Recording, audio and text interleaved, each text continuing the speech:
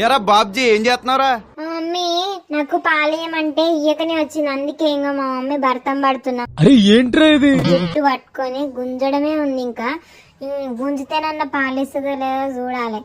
ఇంకా ఫోన్ పట్టుకొని చూస్తూనే ఉంది మమ్మీ. పాలి అంటే ఇయ్యగా వచ్చింది.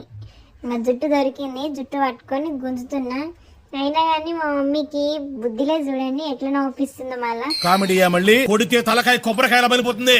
వదలమని కూడా అనట్లేదు. ఆ మూతి ఫోన్ లో పెట్టింది, కానీ ఫోన్ చూస్తూనే ఉంటది.